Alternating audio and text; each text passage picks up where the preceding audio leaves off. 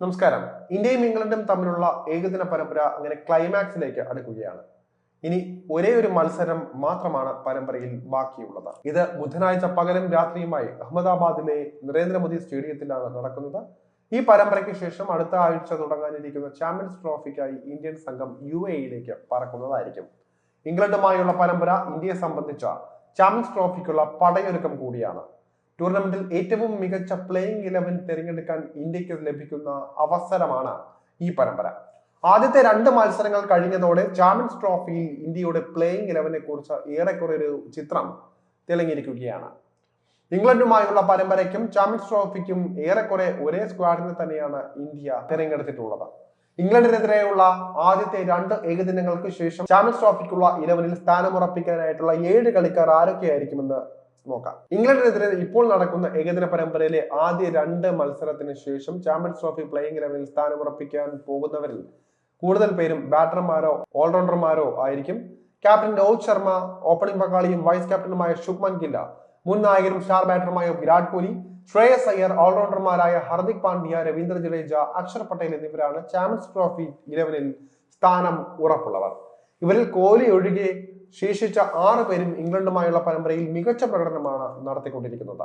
പരിക്ക് കാരണം ആദ്യ കളി നഷ്ടമായ കോഹ്ലി 2ാം അംഗത്തിലാണ് 11ൽ തിരിച്ചെത്തിയത്. 5 റൺസ് മാത്രം എടുത്ത് പുറത്താവുകയും ചെയ്തു കോഹ്ലി. എങ്കിലും ഇതിന്റെ പേരിൽ ഈ 5 റൺസ് എടുത്ത് പുറത്തായതിന്റെ പേരിൽ ചാമ്പ്യൻസ് ട്രോഫിയിൽ നിന്ന് കോഹ്ലിയെ മാറ്റി നിർത്താൻ സാധിക്കുകയില്ല. 3ാം നമ്പറിൽ അദ്ദേഹം തീർച്ചയായും കളിക്കാൻ ഇറങ്ങുക തന്നെ ചെയ്യും. ഈ 7 പേരെ മാറ്റി നിർത്തിയാൽ ഇന്ത്യൻ സംഘത്തിലെ മറ്റാർക്കും തന്നെ ചാമ്പ്യൻസ് ട്രോഫിയിൽ പ്ലേയിങ് 11ൽ സ്ഥാനം ഉറപ്പില്ല. Opener Yashasvi Jaiswal, spin bowling ഓൾറൗണ്ടറായ വാഷിംഗ്ടൺ സുന്ദർ, അതുപോലെ തന്നെ വിക്കറ്റ് കീപ്പർമാരായ KL രാഹുൽ, ഋഷഭ് പന്ത്, പേസർമാരായ അർഷ്ദീപ് സിംഗ്, ഹർഷിത് റാണ, മുഹമ്മദ് ഷമി, സ്പിന്നർ കുൽദീപ് യാദവ് എന്നിവരാണ് ഇനിയും സീറ്റ് ഉറപ്പിച്ചിട്ടില്ലാത്ത കളിക്കാർ എന്ന് വേണമെങ്കിൽ പറയാം. വിക്കറ്റ് കീപ്പറായ രാഹുലിനെയാണ് 2 മത്സരത്തിലും ഇന്ത്യ പരീക്ഷിച്ചത്. പക്ഷേ ബാറ്റിംഗിൽ അദ്ദേഹത്തിന് തിളങ്ങാൻ വേണ്ടത്ര സാധിച്ചിട്ടില്ല. അതുകൊണ്ട് തന്നെ അവസാന കളിയിൽ ഋഷഭിനെ ഇന്ത്യ പരീക്ഷിക്കാനും സാധ്യതയുണ്ട്. അതിനുശേഷമായിരിക്കും 2 പേരിൽ ആരെ കളിപ്പിക്കണം എന്നതിനെ കുറിച്ച് ഇന്ത്യ അന്തിമ തീരുമാനമെടുക്കുകയുള്ളൂ. പരിക്കിൽ നിന്നും മുക്തനായിട്ടില്ലാത്ത സ്റ്റാർ പേസർ ജസ്പ്രീത് ബുംറ ഇംഗ്ലണ്ടുമായുള്ള പരമ്പരയിൽ കളിക്കുന്നില്ല. എന്നാൽ പൂർണ്ണ ഫിറ്റ്നസ് ഉണ്ടെങ്കിൽ ചാമ്പ്യൻസ് ട്രോഫിയുടെ പ്ലേയിങ് 11ലേക്ക് കോഹ്ലിക്ക് സ്വാഭാവികമായിട്ടും പേരെത്താൻ സാധ്യതയുണ്ട്. ബുംറ എത്തിയാൽ അദ്ദേഹത്തിന്റെ പേസ് ബോളിങ്ങിലെ പങ്കാളി ആരാകുമെന്നതിൽ ഇനിയും ഒരു ചിത്രം വ്യക്തമായിട്ടില്ല.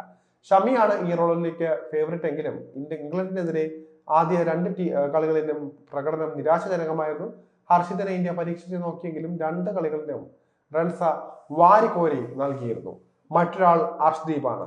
പക്ഷെ ആദ്യത്തെ 2 കളിയിലും അദ്ദേഹത്തെ ടീം പരീക്ഷിച്ച് നോക്കുകയും ചെയ്തിട്ടില്ല.